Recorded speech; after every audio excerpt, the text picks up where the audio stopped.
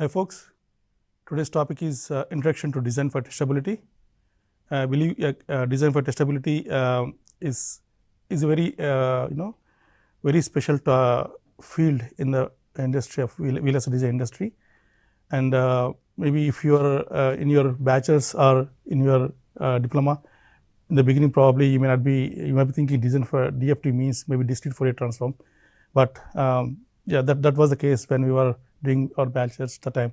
VLSI was coming as a very, it was very in the early phase of the evolution, and that time maybe we are not that much familiar with this specialization. So that's how special this feature like this field is. Okay, so now I just wanted to give a basic overview of the design. Basically, how do we what are we going to cover today? So in the whole discussion today, I just wanted to mention that so that we in this presentation we are going to I'm going to give the background before what we start, okay, on the concepts of design for testability. I just want to give a background and then we'll go from there, and it gives you a feel like how this specialization design for testability evolved from the basic chip design till how it is currently. Okay, as part of this presentation, okay, we are going to discuss like what are the various building blocks of a chip design. Okay, what are the components that will be part of the in general a chip design. Okay, and then we are going to see what are the like where are different ways how to verify that, and then what are the different techniques we have to implement in the design so that any issue in the design will be taken care as part of the production test or any debug. Okay, and then we'll basically come to a discussion point where it gives you indication that okay, this to do all these special kind of things or to do this quality test of the design, it needs a special the specialization design, the VLSI design, that is called design for testability, and then we'll discuss summary. Okay, so I want to cover what are the basic building blocks in a logic design. Okay, in a design generally, right, not only any design, it need not be a VLSI design, it can be any application. It needs some basic inputs, and it will be a processing logic will be there inside, and it gives output, correct. So to make all these operations happen in a chip, right, what are the different building blocks it constitutes? That's what we are going to discuss. Okay, this picture, if you can see, right, it's a kind of a chip. It can be the square, or it can be in the rectangle. But if you see here, the chip boundary, and there are some special components in the green color, and then there are some in the violet color, right. So those are called pads. Okay, for this, assume this is a system. This box is a system. It has inputs from the external world interfaces through the pads. Those are input pads that are in the green color, and output pads or bidirectional pads, you can say, those are in the purple color. And so these are basically the basic interface that will interact with the external world, okay, with the what is happening inside the building block, which is chip. If you see in the chip, right, it contains the standard logic. Okay, that is one of the main component of the design, and then other important components are the memories. Okay, so these are three basic components in any design that makes the chip. Along with that, there will be more complex components such as PLLs or voltage regulator, power switch. There are many components, but for simplicity we can assume that okay, these are the three basic components. One is pads, which is I/O. Second one is the standard cell logic. We will discuss what is standard cell logic later. Okay, and third one is the memory components. Okay, now we will discuss about the first component is I/O, which is input output, right. There are various types of I/Os as we discussed in the beginning. One is input pad, and the other one is output. Output can be regular 2-state output, or it could be a 3-state output.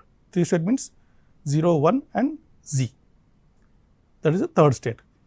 Okay, and then we have the in-out type. In-out means it can be input output based on the enable signals. If you see here, even for input also we can have enable, just to make sure that okay, we can allow the data or not allow into the design.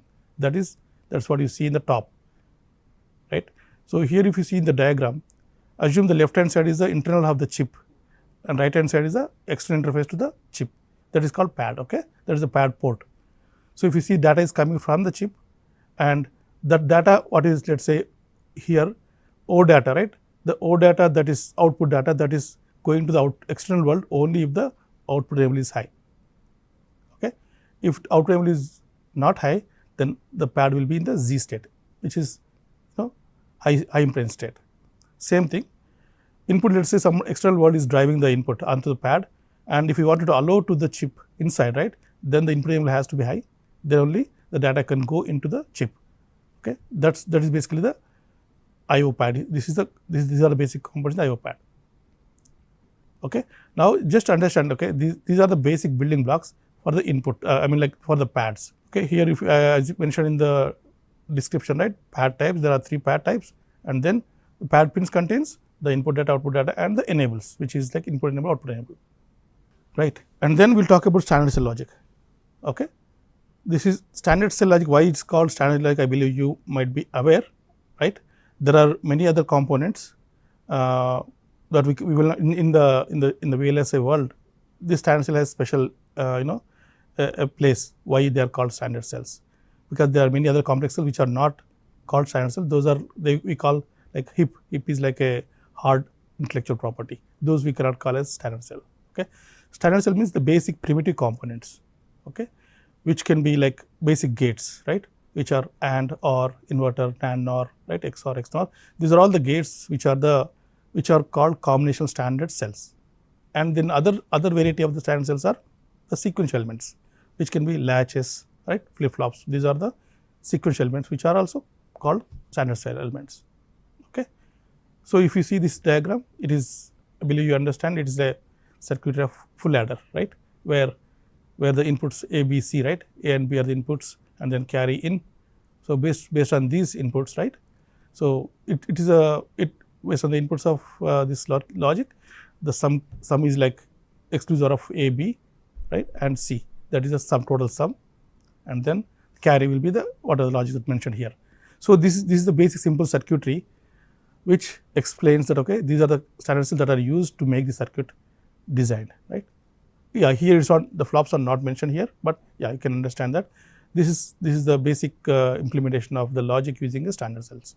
Okay, now third important component is memory cell, right. So, what is memory cell? So, if you understand that any element that stores the data, right, for some time until it is erased or updated, that is called a memory cell, right. So, how it is different from the flip flop or latch? Latch and flip flop are also memory elements, but how it is different here is, I think is clear, right, from the diagram that, okay. So, it is like a compacted version of those flops or latches put together for various reasons like performance, area, and all those reasons. They are put into a single place, okay, that makes the memory cell. Okay. And this memory cell contains the inputs, right, to write into the memory cell. Memory cell, if you see, right, it is a group of memory flip flops add in the order of in a matrix form you can think of, right. So, when you wanted to write data, so the data will be written sent on to the memory, and then clock will be given. Clock is basically the signal that basically sequences the operation, right. So, along with that, the enable, when you assert it, it is going to write into the memory, that is the write data, right. So, and similarly, when you want to read, you have to give read enable, and then the address which you want to read from, that's how it's going to be, is going to put the output on that output data. So, those are the basic input outputs, and then what are the control signals that are constituents of this memory cell.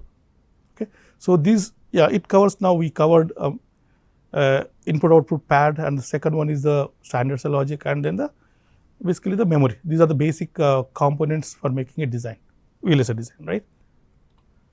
And what are other than these, right, in general, chips contain many complex components which can include the clock generator, right. Now, as we just now discussed, clock is one of the important control signal, okay, that enables the data like sequence of operation in a design. For to make the sequential system operate properly, clock is the important the element of the design. So, it can be having a different frequency, like it can start from kilohertz to gigahertz also. and to generate this clock, you know, we will, because frequency is so high, gigahertz also. So that gigahertz frequency we can getting from external world, it will not be possible, because the pads what we discussed will not be able to sustain whatever the timing that is required, right. So what generally is done is, internal to the design there will be a on-chip crystal, and there will be a PLL, a phase lock loop element, where given the input reference clock to it, and it can generate the frequency which we want in gigahertz frequency, right. The logic will be there inside the PLL, it will give us whatever frequency we want based on all the multiplication division what is happening that is going to happen inside the PLL, right. And then the voltage regulators, power switches, on-chip fuses, sensors. So these are all very general components that will be part of the any chip design, along with the whatever discussed basic elements. Of course, most of these components, right, these are also made up of the standard cell, but they are like, they will be part of this IP, we call intellectual property, right. It is part of these big IPs. So sensors, maybe just to give a basic background about sensors, right. So sensors can be for the thermal sensors, or they can be the process sensors.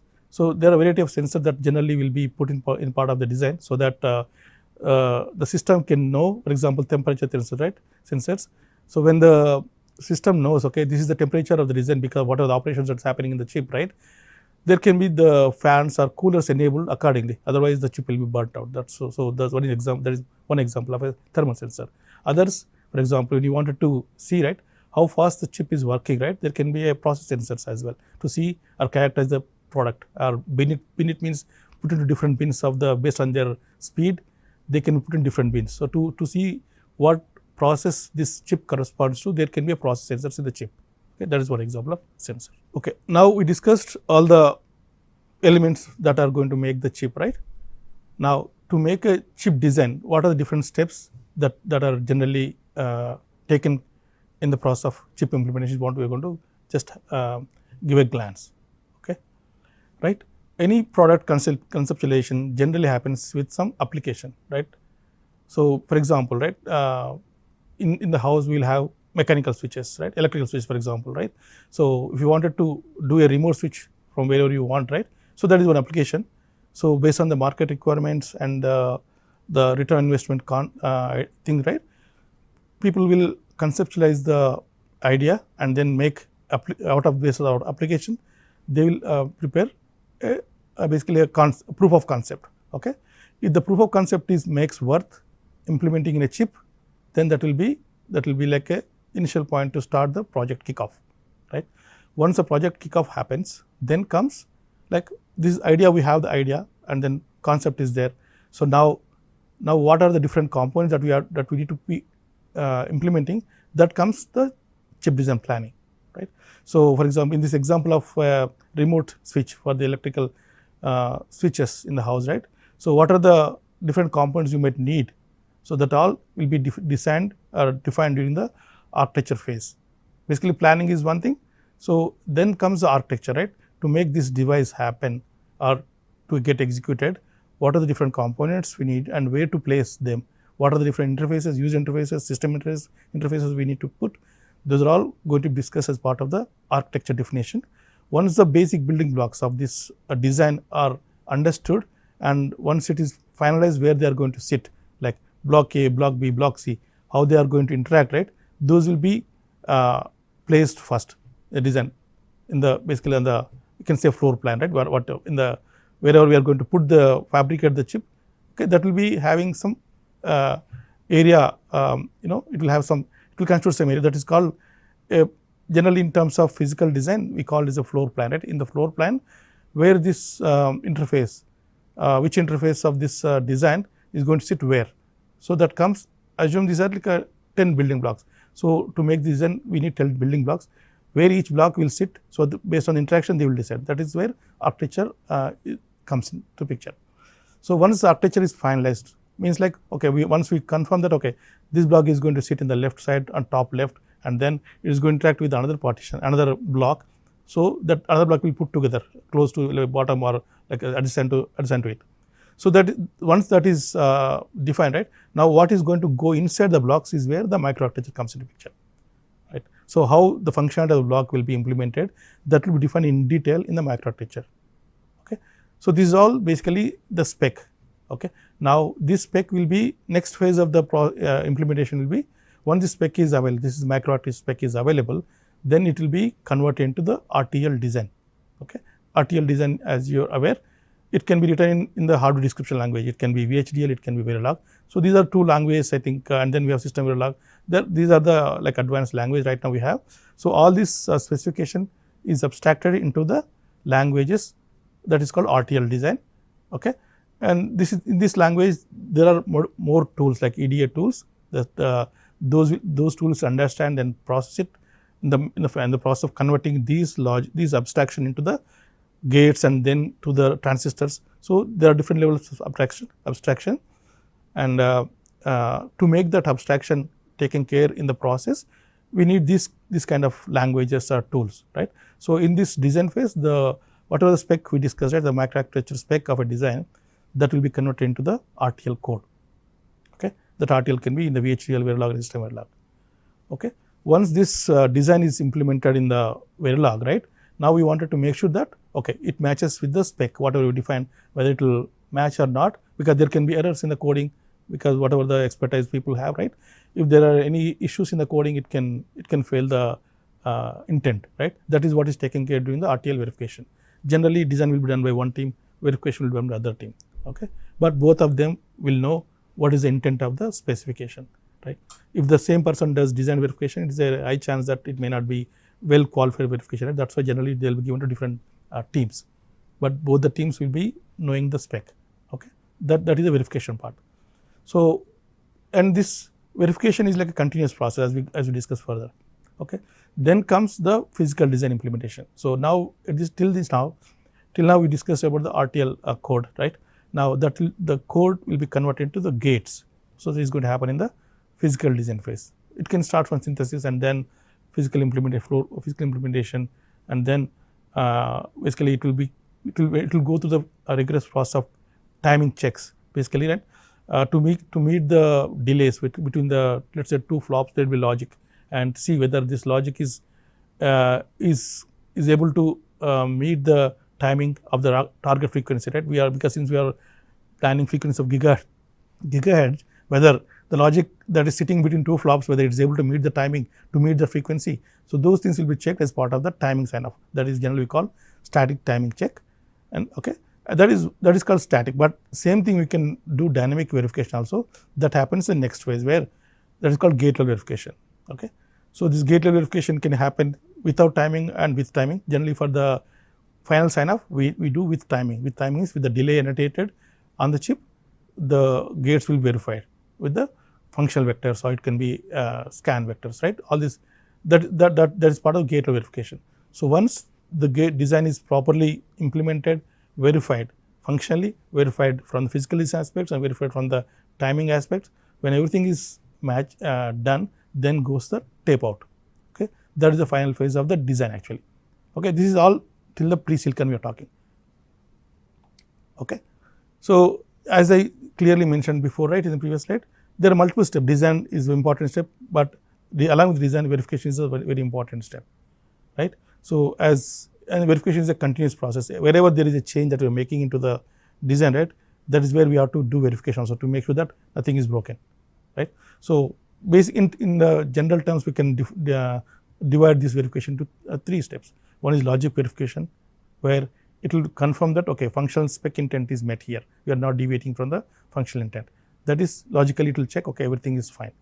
Then comes the physical verification, right, where physical verification means okay, logic is perfect, but now we implemented design. For example, let us say there is a AND gate, there are two AND gates driving another AND gate. Okay. Okay, this output of first two AND gates will be going as inputs to the second AND gate. Okay, now between the two wires, the output of gate A and output of gate B, when it goes to gate C, whether is it going in the right distance, or is it going the space between these two wires is sufficient, or is it very close, right. Those are all the things will be checked as part of physical verification. So, why do we need to check all this? Because this physical implementation is tied to a process called foundry process, and it will have some rules. If the wire spacing is not followed according to the foundry rules, right, then during manufacturing the two wires can get shorted also. It can So, or it can we can see some break or short. So, these kind of, to make sure that we do not see that kind of problem, right, all this is taken care during the physical implementation and verification. So, that is the physical verification, right, and then comes the timing verification, as we just mentioned, discussed in the previous slide, where the static timing check is what is the verification here. We ensure that this particular design is going to meet the target frequency of the particular, let us say, because the design can contain multiple clocks, and each clock may have different frequencies, right. So, let us say from the external world the data is coming into the chip, we have to ensure that the data is properly latched into the design at the right frequency, and internal to the design the data has to be processed, and we have to ensure that the flop to flop timing is properly met according to the frequency. And when we are sending out the data to the out of the external to the chip, right, we have to ensure that the receiving chip, right, or receiving system will be able to capture the data in the right time. So, to ensure that there will be again timing check we have to do on the output side. So, these are all basic verifications at different stages. One other verification also generally, that is called logical equivalence check, right. This is also one verification where wherever you change the design, we have to ensure that the functionality is not broken. That is called logical equivalence check. That is also one of the static check. All along with the static checks, so timing is one static check, and then logical equivalence check is one static check. The other one is dynamic check, which we discussed. We are going to verify the design on the gates to ensure that even the dynamically with the test vector, the test is going to pass. So, these are all basic verification that we do in the pre-silicon, and then once we qualify that everything is fine, then only we can tape out, because any issue in this, right, it is going to be very expensive. Once you manufacture chip and find out that you catch the problem post silicon, that is very it is going to be very costly affair to fix the problem, because you have to do again retape out, or there is something, a simple fix, there is called metal fix, but any change is going to add up costs, right. So, the longer you find the issue, it is going to take more and more cost.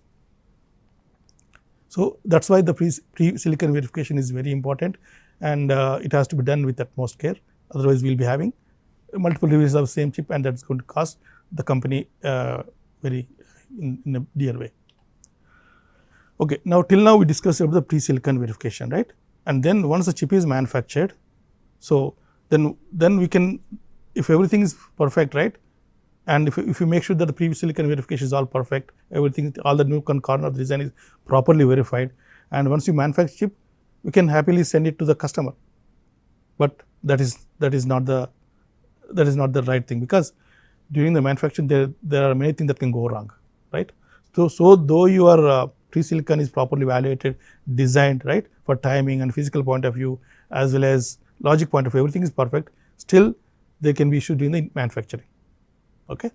That if you can see in this picture, right. So, even though you may generally you keep the manufacturing lab very clean, but generally there can be some things that are out of control, human control, right. So, for example, here if you see that there is some dust on the wires of during the manufacturing, where we generally do mask preparation, right.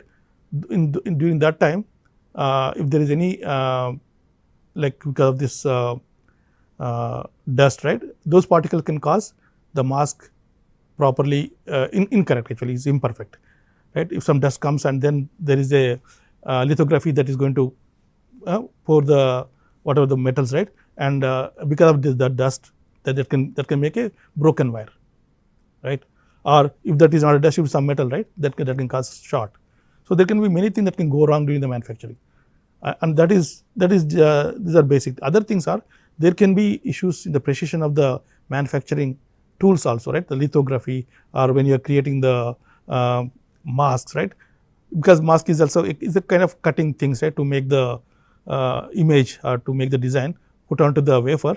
So, there can be impurities in the mask preparation as well, right. So, any of these can cause the chip to be defective. So, now that is where to identify all this, right, there should be a mechanism. We should test this. We cannot send the design to the customer after manufacturing just like that. It has to be qualified through thorough testing. That is where DFT is one of the important specialization which helps make sure that we are not going to send the defective parts to the customer, and which is going to cost very dearly. right? Unless if you don't catch the problem, it will escape, and then you are going to see a customer return. Basically, that will be very expensive to the company. Okay.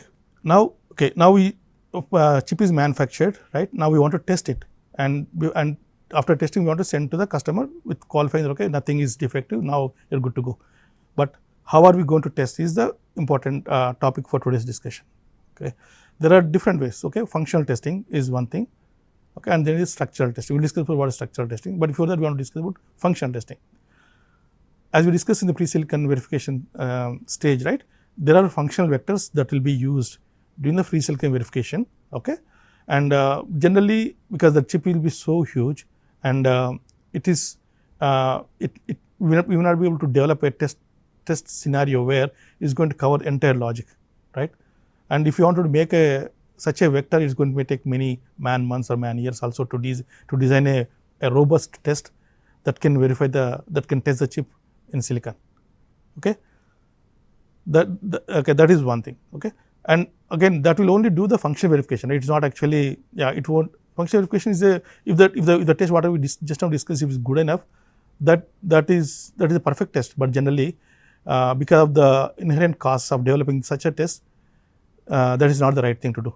One of the important aspect of that is like we cannot quantify how much percentage of the design you tested with that vector, because we don't know. Right now we don't have any mechanism to say, okay, right now how much of the percentage of design is covered by that vector.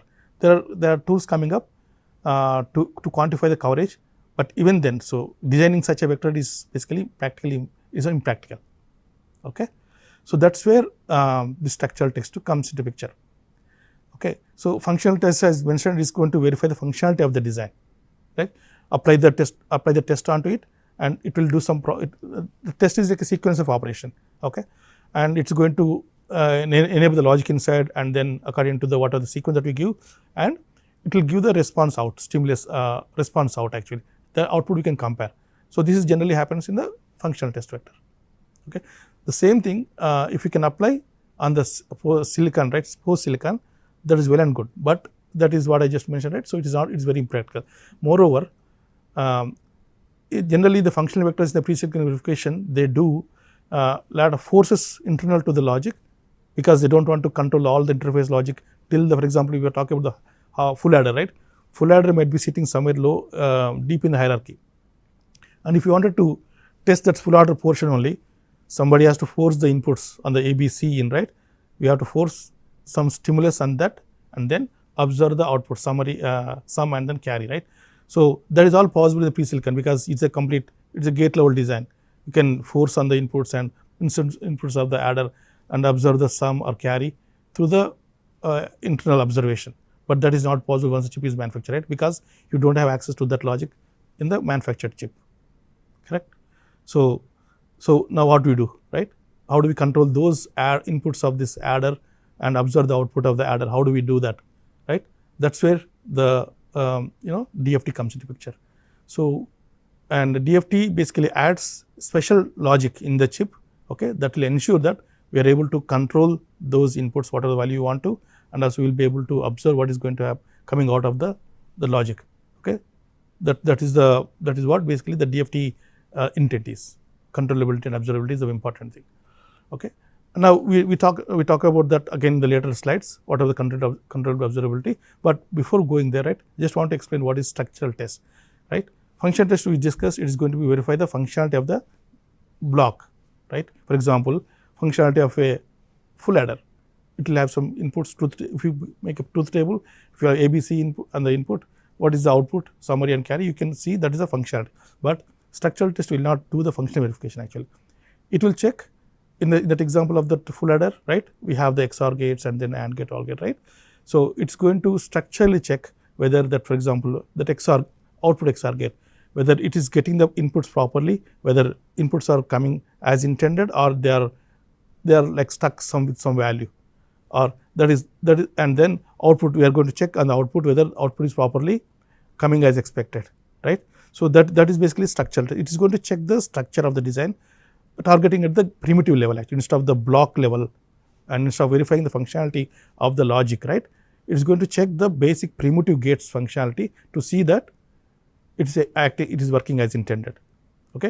It is going to apply different stimulus on the input side and see that output is coming as expected. Okay.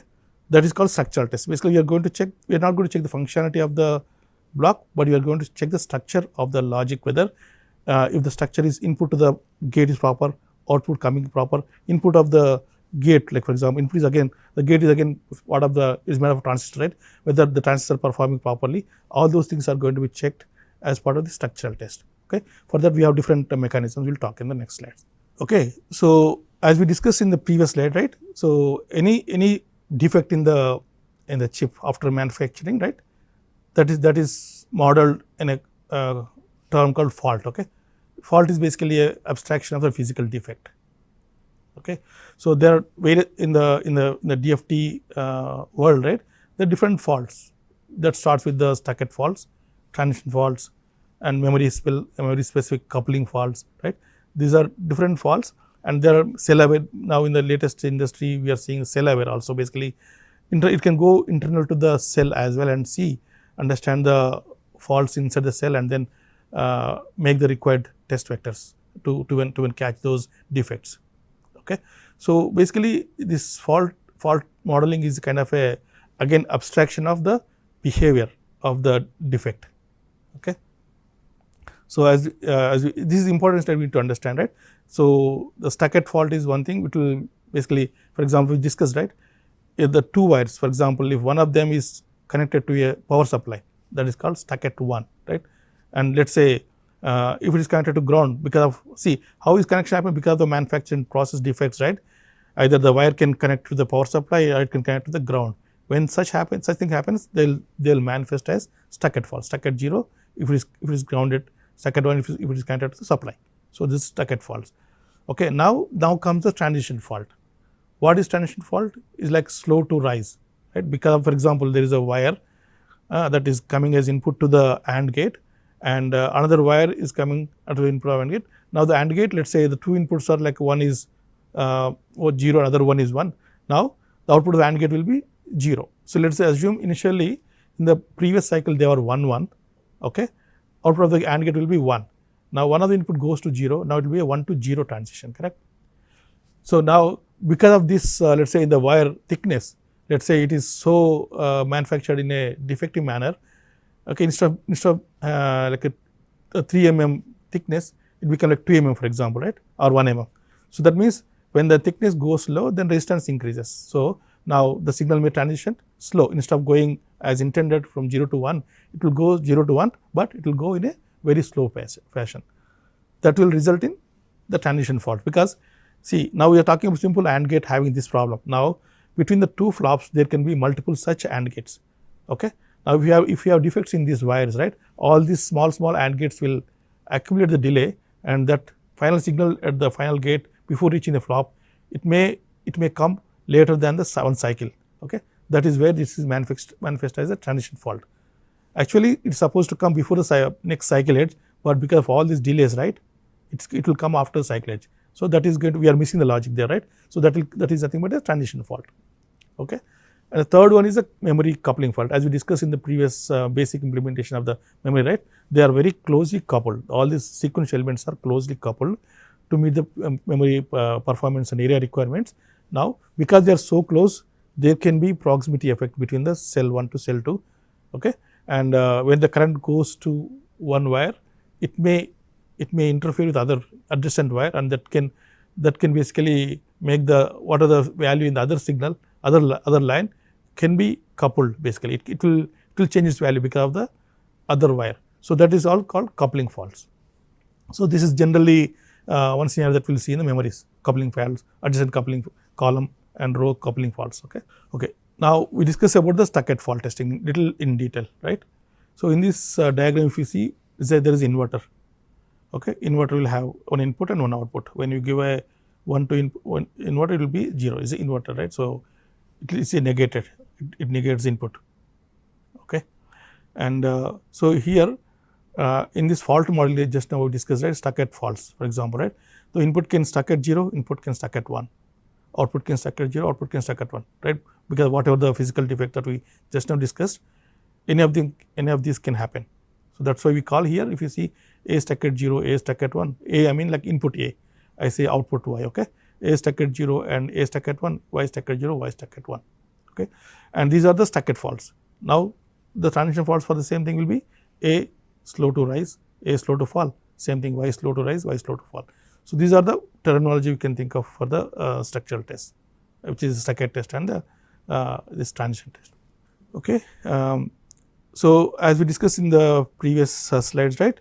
So, for structural tests, the controllability and observability is the important the parameter, basically how much controllable, how much observable you are in a design, that tells you how much you can cover, how much coverage, test coverage or fault coverage you can attain. So, that's how the controllable observability is important for the DFT, okay. So, here as we discussed in the previous slides, right. So, if you wanted to force any value on any gate inputs and want to observe the gate output, right. So, first forcing is called controllability. We are not actually going to force any internal thing, but controllability means ease, how much ease you are at putting a particular node into the target value, okay, that is called controllability. Now, once you make a once you attain the controllability, how much ease you have to observe the value in the external world, right, that is called observability. So, yeah, controllability and observability are the the basic requirements in design for testability that will tell how much we are going to get the test coverage in a design. If you do not have much of this controllability, observability in design, then that is where we will not have proper coverage and there is a chance for test escapes and then very costly custom returns and all the debug efforts, right. So, to make sure that we do not get into those kind of problems, as part of design for testability implementation, we always ensure that okay, the stucket should be more than 99% covered, okay, 99.9 and what generally target 99 above, and the transition fault coverage we keep generally 96 above. So, if you make sure that these coverages are attained, right, there is a high chance that we are not going to deliver the faulty parts to the customer, okay. So, that is the whole reason that this as part of DFT implementation, we have to ensure that we have this controllability and observability taken care very well. Okay. Now, we will go to our core part of the present discussion, right, design for test, right. So, similar to what we discussed on the chip design implementation process, right, it exactly follows the same steps here. So, we have to once the design is like planned for implementation, okay, we have DFT has to plan basically what kind of test strategy you have to implement, right, and what are different components in the design that exist that you need to do testing, and if there are any already existing test mechanism available in the design, then how to integrate that into the system or chip level, right. Those are all planning we have to have in the beginning of the planning phase, right. Once you have the design intent and the component architecture information, everything, right, then comes the DFT architecture, right. So, how you are going to verify, how you are going to test that each of the component is where we are going to define the DFT architecture, okay. Then comes the market architecture, like once you plan, okay, I am going to do this particular special component I am going to implement in a design, right, then comes how are you going to implement, that is going to be defined in the macro architecture definition, right. So, as we discussed in the beginning, right, the logic, any design that contains IOs, it contains logic, that standards logic, it contains memories. Now, all these components we have to test in such a way that we are going to catch if there are any defects in the manufacturing, during the manufacturing process. If any of these are got defects in the process of manufacturing, right, those need to be caught, so that we are not going to send the faulty chip to the customer. So, that is why we need to have special test mechanism to cover the faults on the defects on the interface logic, right, pad boundaries, right, and then if there are any defects in the logic, combination elements or sequential element, if there are any defects in that, we need to have special test mechanism to test the logic, and then the logic memory test. So, we need to implement a special strategy because there can be very different memory types. So, each memory type may have different requirement to test. So, we need to have proper strategy to test such memories, okay. So, that all happens during the architecture macro architecture definition, and this is also place where this architecture and macro architecture defines such a way that we are going to ensure that the coverage targets, the test coverage, the fault coverage targets we are just now discussed, we need to attain. To attain those coverage numbers, this architecture definitions need to be very much very well defined. Then only we can attain the target goals. So this is basically the cycle for DFT is a design phase. Okay. Then once a test is like once a silicon, all the implementation is done in the pre-silicon stage and verified everything, right. Then comes the post-silicon. During the post-silicon testing, the DFT has to generate the test content, right. Then that has to be delivered to the test team, so that the content or stimulus can be applied on those components which are going to give that coverage, 99% coverage for Stuckert and 96% for the H-speed, right. H-speed means like the transition test. So when you give such a quality content, we have high chance that we are going to catch all the defects in design, so that we reach the required DPPM. DPPM is like a defect per million parts, right. So there will be every design expect that, okay, it's not like once let's say 1 million parts are manufactured, it's impossible to have 1 million parts without fault, right. So but when you test it, we expect that at least out of 1 million part, we may miss our test, let's say 100 parts, right. 100 parts might escape because our test content, though you spent good amount of observable design implementation, right, to make the control observability, everything inside, there is a chance that, okay, there can be 1 or 2 nodes that may not be controlled observed, right. That will manifest as escape. So that escape could be, let's say I just mentioned, right, in a 1 million, if 100 parts are having escape, that is called, we have 100 DPPM. Okay. If the escape count is, let's say 2000, right, for example, that means our test content or our DFT is not that robust to catch the defects that are happening in design.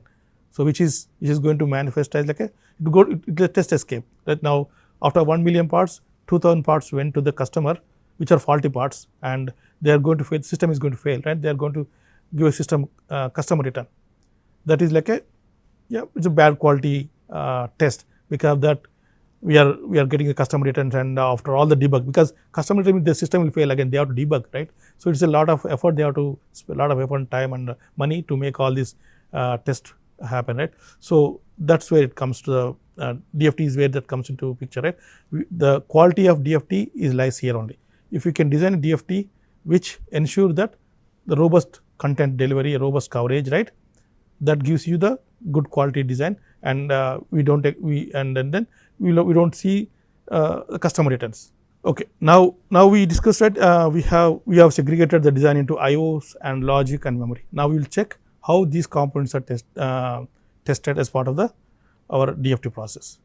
Okay, test in the sense like we have to implement a design in the chip such a way that all this controllability, observability, which is the basic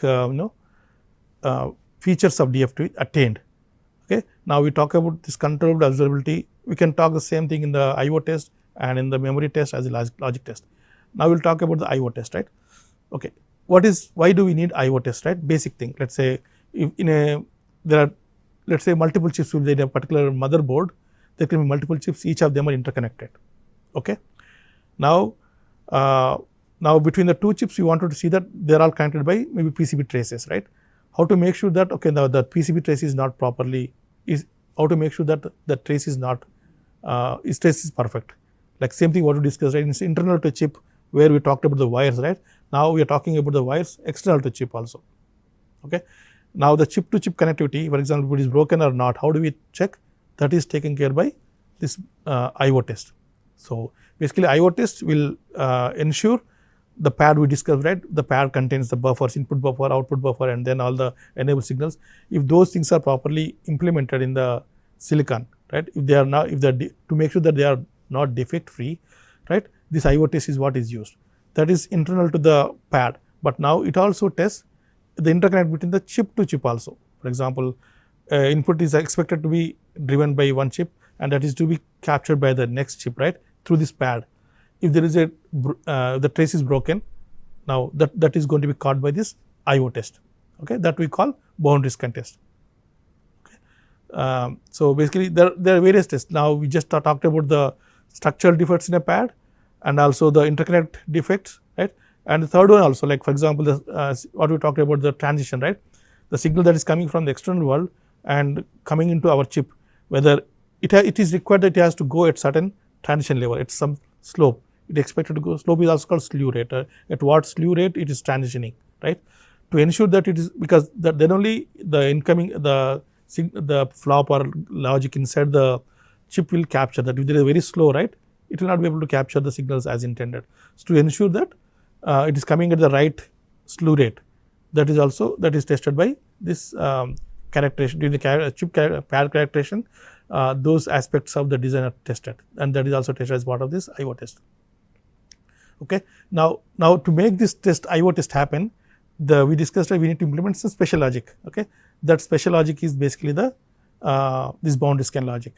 Okay. And this boundary scan logic will be implemented as part of the 1149.1 protocol. Okay. This is the IEEE protocol. Every because there are these chips what we talked, right, it can come from the different customers. The same one OEM which they manufacture the board to integrate all these chips for different customers, but unless they follow some standard, right, we will not be able to test chip to chip connectivity. So, to make sure that these rules are followed, this is what the IEEE standard 1149 is what protocol the each chip vendor has to follow when they design the chip. Okay. Then only we can make sure that the chip to chip connectivity is properly tested. Okay. That is IEEE 1149.1. Okay. Yeah. So, I will discuss about it next slide. What is 1149.1, what it contains. Okay. It contains basic 4 inputs and 1 output. Out of 4 input, 1 is optional, TRST is optional. It is active low signal, TRST-B we call, but it is optional. Okay. So, these are the 4 inputs and 1 output is what is required for this 1149.1. We call the test access port, that is called tab. Okay. And so, it implements as we discussed in the beginning, right. So, we need some interface to go program internals of the component that we discussed and get that full adder input, right. If we wanted to control some value into these gates, we are from external world, we need some test interface. So, this is one such test interface. Okay. Through these pins, okay, with these 4 pins, it will have some test logic inside. Okay, that we call tap state machine. Okay, we'll say here, right. So, this is basically is a finite state machine. Okay, that runs on the 4 inputs. Basically, out of the 4, one is a clock TCK, that is a clock, and then TMS is the mode select, which will basically switch between these states of this FSM, and then the TDI is what the actual data we pump in, what you wanted to basically program the component that you are going to implement in the interface in this tap FSM. Okay. This is one. Okay, this is one of the special logic. You can say test logic as part of DFT. This is the important component as part of the DFT infrastructure. Okay.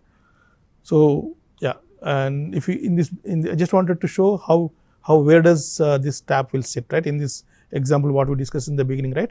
So, in this chip we discussed the input pads are there, the green color pads, and then outputs are the violet pads, and then we have the standard cell logic and memories, right. So, now to make sure that all the inputs are observed, because we wanted to what is happening from the external, what is coming from external world, if there is a defect or not on the external signal, right, the signal that will be observed in the circles, if these are circles are the boundary scan cells. Okay. And the inputs are observed in those boundary scan cells, and then because now you see the output pads, right, before they go out of the output pad, they will go through these boundary scan cells. This is the output boundary scan cells. Okay. Now, from basically input side, we are going to capture into these boundary scan cells, and for the output cells, what we are going to do is like we are basically giving controllable to the next chip, right. So, we are giving a stimulus to the next chip to see that, okay, the signal once passes from this output pad, it will go to the next chip, and next chip there will be input pad. That input pad will be capturing that data. Let us say in this process, if there is any defect in the chip to chip connectivity, whatever you sent, right, if you are sending 1, we expect 1 in the receiving chip that is not coming, that means something is broken. So, that is caught during this boundary scan test. So, if you see here, now all this boundary scan circuitry, it will be connected to this yellow box, which is the tap logic we just now discussed, right, the finite state machine, and it will have special logic inside along with this finite state machine, it will have something called test data registers. Okay, there will be multiple test data registers. one of the test data register is like boundary scan. One of these boundary scan whole circuitry whole chain you can consider as one of the test data register. Along with the test data registers, it will have some decoding instruction decoding logic, right? Different opcodes, because boundary scan is one such instruction. There can be many such instruction to program anything else internal to the design. That could be one of the instruction. So this tab contains this final state machine is basically to make sure that whatever the instruction you wanted to load into the instruction register are taken care, and it also contains the final state machine also contains the data path also. One is instruction path, other one is data path. I'll go here. One is the shift, if you see IR path, another DR path. So one is to load the instruction whatever you want to load into that, right? For example, boundary scan instruction is one instruction to enable the boundary scan test. Like that, if we can have another opcodes to different purposes. So all that is done through these two branches of this state machine. Okay, now how it looks at the board, right? Now we just discussed. Now chip 1 to chip 2, there are 4 chips in this board. How they are connected, right? You see, they are connected through the interface connections between the chips, and if you see those small boxes, those are the boundary scan chains actually. And so boundary scan chain of one will interact with the boundary scan chain of another chip, right? And one chip will give stimulus to the other chip can observe that and see that, okay, if there is any defects in the trace, other chip can also, when you shift out, you can see if there is defect or not, right? So here what are we doing? The controllability observability we are attaining through this boundary scan test. We are controlling the basically input to the next pad through the other pad. Okay, that is what controllability achieving, and from one pad output to the one chip output to the next chip output, we are observing in the receiving chip boundary scan cell. So basically, we are attaining the controllability observability using boundary scan test between the chips. Okay, next, we discuss about now IO test. Okay, IO, I think we covered the basic intent of the IO test. There are many other things, for example, characterization, right? Multiple aspects of a boundary scan test are there, but we just discussed about the basic interconnect test. Okay, now we want to discuss about the logic test actually. Okay, because logic is also one of the very important building block of a chip. So now we wanted to cover how the standard cell logic is tested, right? So if you might have understood, there is a scan is one of the important technique that is used for the logic design for test. Okay, as the term implies, scan is basically like scanning the internals of a design without really going into the design. Into the design, basically this technique will ensure that internals of the design are basically controlled and observed. Okay, that is the importance of scan. We'll discuss how the scan looks like. Okay, and this scan can be in general, right, design can be implemented out of flip flops, or it can be latch based on the functional intent and requirements, right. The design can be implemented as mux based flop or level sense latch based. If it is a regular, if it is a latch based design, right, then we need to implement a latch based scan test. If it is a regular flop based logic, then we have to implement a mux based. So each of them have their advantages, disadvantages. Okay, mux based design has, it will incur less area and low power, whereas LSSD based scan, it is going to take more area, but it will give timing performance. Okay, and so it's all basically how the design is implemented. Based on that, we have to go with the strategy of mux based or LSSD based. If your design is totally flop based, mux T is the technique we will generally use for scan implementation. So important thing, right? If you take about the mux based design, right? So as we just now discussed, generally when the design is the sequential elements are flops, then we go for mux based. So if you see in this picture, right, a flop contains basic flop. It contains data input and clock, and it generally reset is optional, but there can be asynchronous reset also there. So reset and then flop Q output, right. In general, these are 4 pins generally we'll have a flop will have. So this is basically when you really want to implement simple functionality without any scan, right, this is how it's going to be looking in the design, right. Now once you implement, if you want to implement scan, now this has to map to the scan cell actually. So left hand side is basically the regular cell without scan map. right hand side is a scan mapped cell, if you see, right. So, once the cell, the flop is mapped to scan, it contains, we are going to implement a mux on the D, right. That mux input will be one is the scan data, other one is the functional data, original functional data, and then select will be the scan enable. Okay. And the clock anyway will be controlled, we'll discuss about what is the specialty about how to take care of the, how to control the clock. As basic thing, right, for DFT, controllability observability is a very important aspect that applies to data as well as even the clock resets, everything has to be controllable. Then only we can make sure that whatever we wanted to write into the, or force the value into the pins, that is attained, right. So, that is what, so one function flop is converted to scan flop, it contains the cell area will be more now because the mux is coming into path. And now if you understand clearly, since we added a mux, now the data to the flop is now little delayed because of mux addition. So, that is where the timing performance will be little deteriorated in the scan once you implement scan. Area is one thing that is going to go up and timing is going to be, there will be penalty. So, we have to consider these aspects when you are basically implementing scan. When your physical implementation happens, all these things has to be taken care so that proper area is allocated to the design. Okay. If you see on the right hand side picture, right, once the scan insertion happens, it looks like that basically. So, let us say if the design has 100 flops, right, with the clock and reset properly controlled, now all those will be formed in a kind of a chain. One scan input will be there, one scan output will be there, right, and they will form a chain, and this is called a scan chain. Okay.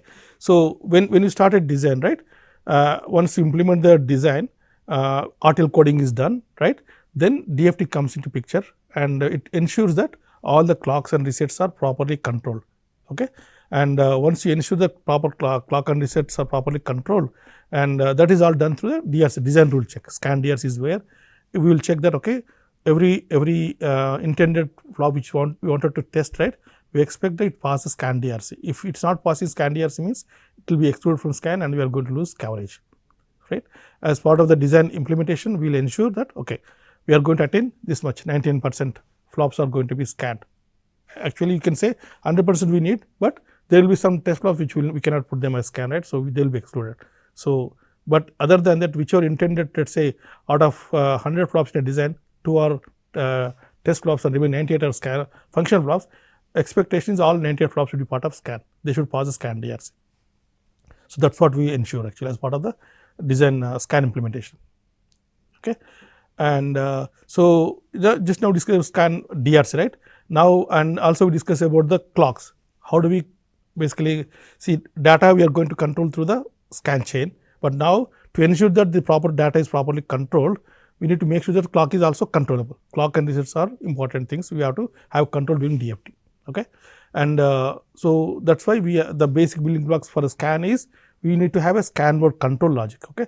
It will ensure that all these modes are properly controlled, and also we call something called on-chip clock controller, which will ensure that it is going to control the clock for that our intended test. Intended test is like stacked test is one thing, and transition test is another thing, right. To ensure that these two tests are properly done, the DFT need to have a controllability on the clocks. So, this on-chip clock control is one of the important building block which will ensure that we can do the stacked and transition test. Okay. And at the same time, now because we are adding logic to design, right, and the DFT has to be very mindful that our logic is not going to be too much that it is going to cost the chip, right. Any logic we add, it is going to cost some area into the design. Okay. And any logic we add into the functional path is going to be penalizing the timing as well. So, DFT has to be very mindful and it has to be so effective or optimized way that we have to implement our test logic. Okay.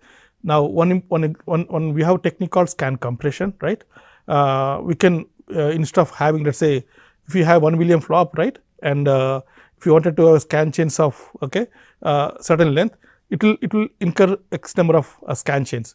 But if the number of scan chains are too huge, and if all of them have to talk to the external world, we need so many pads. Okay.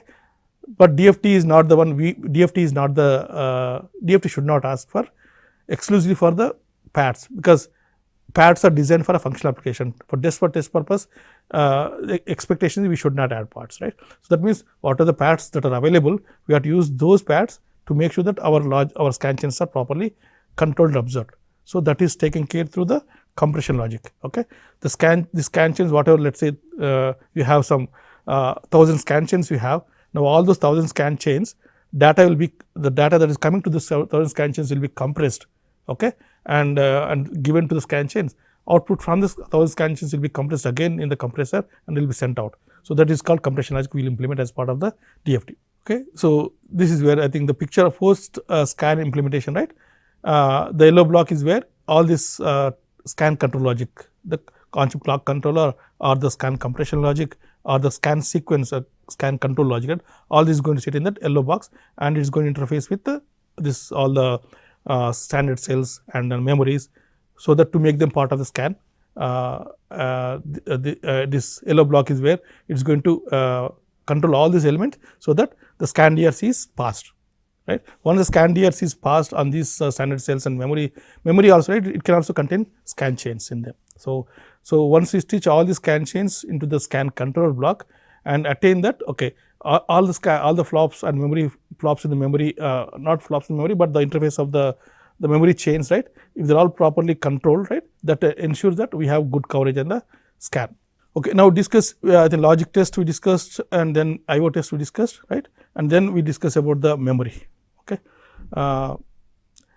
As part of memory, right, as we discussed in the beginning, memory is like a compacted version of group of flops put together to meet the performance and the area requirements, right. So, because of that nature of the placement of those components, it will have its own special fault manifestation. The coupling is the important thing, right, and these memories can be of different type. One basic thing is a flop based.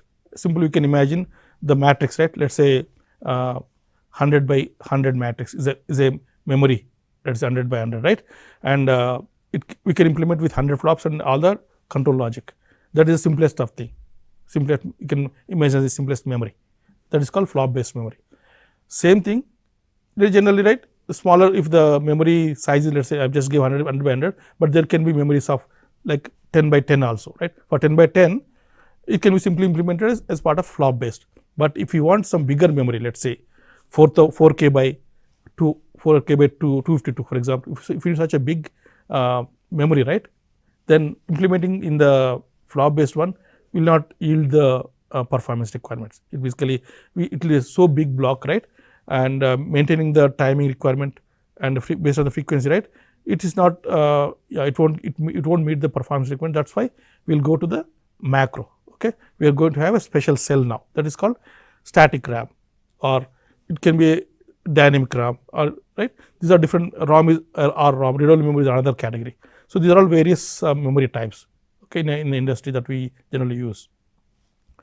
Okay, based on the application, right, the static or dynamic RAM, it is all based on the application, what kind of application we can implement, either SRAM or the DRAM, right. Or if it is a just read only, you just do not want to write anything, just wanted to load the image and just read it, right, that is read only memory.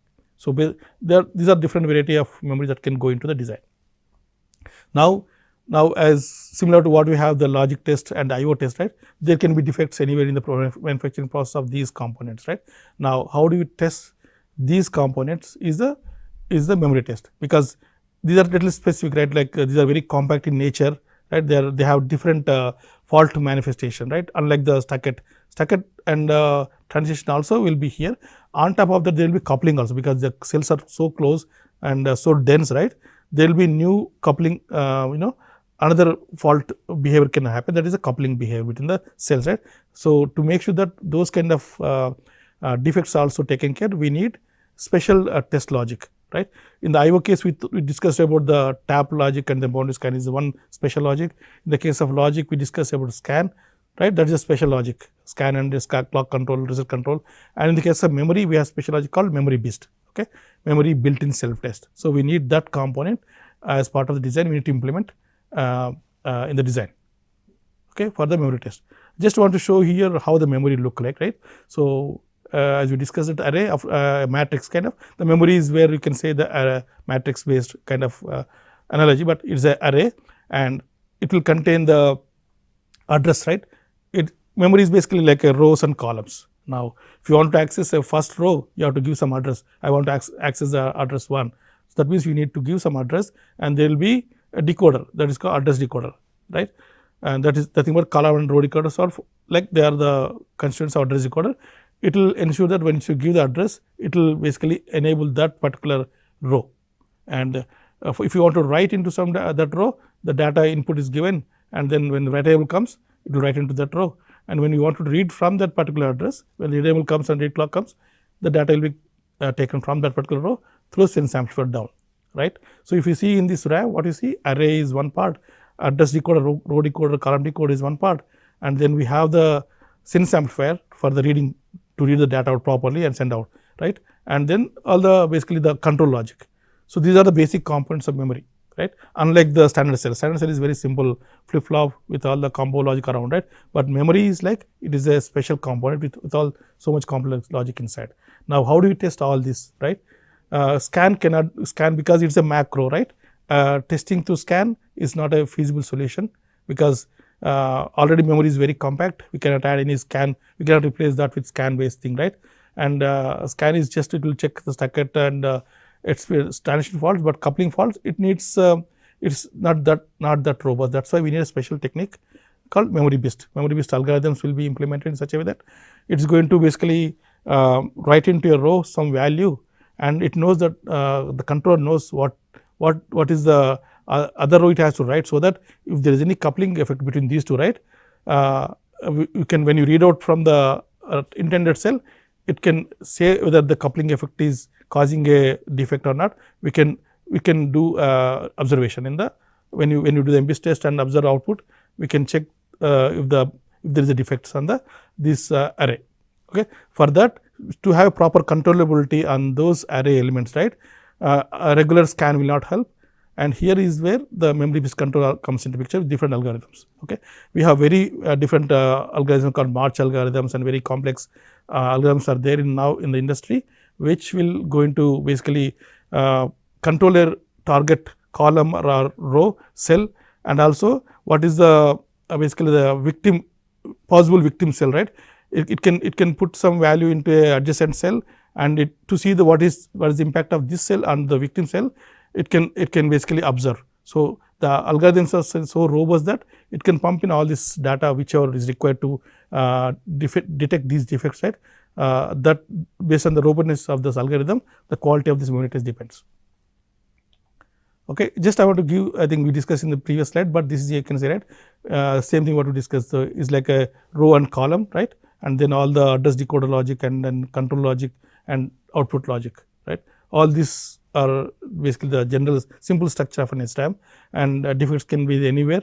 It can be coupling fault between the rows and columns, it can be for stacked faults in the address decoder logic, or it can be a transition faults in the sense amplifier. Anywhere these defects can happen. So, all this they are taken care by the MBIS controller, because it implements a robust algorithm where the coupling between the rows and columns are taken care. Also, it can take care of the address decoder faults or sense amplifier faults or control logic faults. All these faults are taken care by the memory based controller.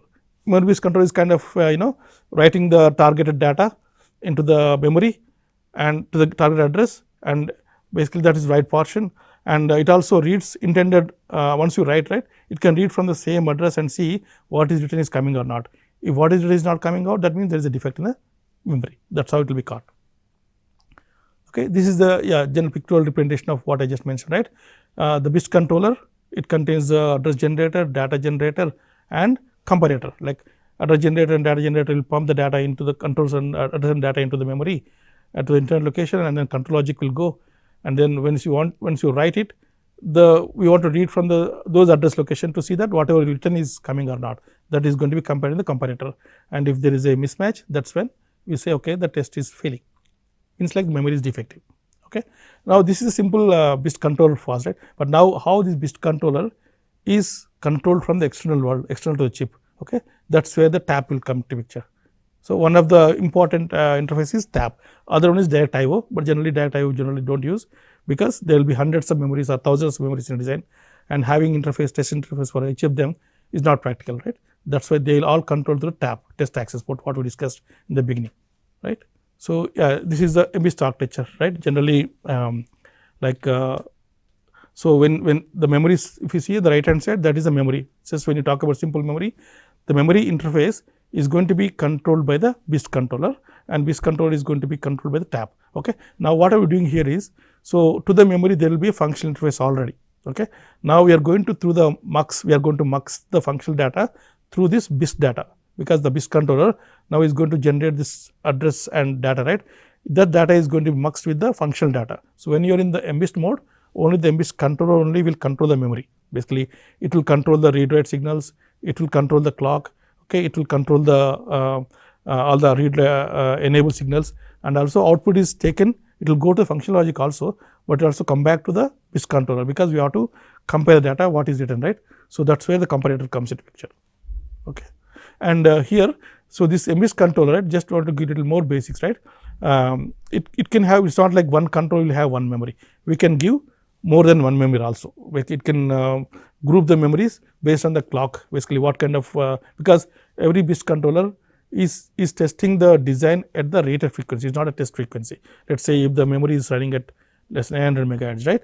So, the BIST clock, the functional clock is going to come to the BIST controller, and it will go from there, it will go to the memory, right. So, that is why the BIST controller, whatever you are implementing, right, all the memories of the same clock can be grouped into the MBIST single controller, just to save the area, because we do not want to have one MBIST controller for every memory, right. As part of DFT MBIST implementation, we can group the memories based on the clocking is one thing, and then the area requirements also, and the test requirements. Based on all these requirements, we do generally group the memories, so that we attain the test area requirement, at the same time test time requirements, right. Considering all these aspects, these memories are grouped under a corresponding MBIST controller. And MBIST controller, there can be like hundreds of MBIST controller to serve the thousands of memories in design. All this will be connected to the external world through the tap network, right. So, now if you wanted to write any content into the memory, if you want to write some data into memory through tap sequence, it will control the BIST controller. BIST controller will enable the trigger, the algorithm. The algorithm will write in some data into the memory, right. It can read from memory. Once the data is read, it will be MBIST controller will send the data to the tap, and from the tap we can see the data at the external world. So, that is how the connectivity happens in the design to the memory till the external world. So, here also if you again recall, right, controllability and observability is the important theme of the DFT, which you are attaining through all these means. So, for all we discuss IO test or the logic test or the memory test, controllability and observability is the important theme of DFT, and these are different strategies we use how to attain this important theme, controllability and observability. In the case of scan, in the case of logic test, we are attaining through scan.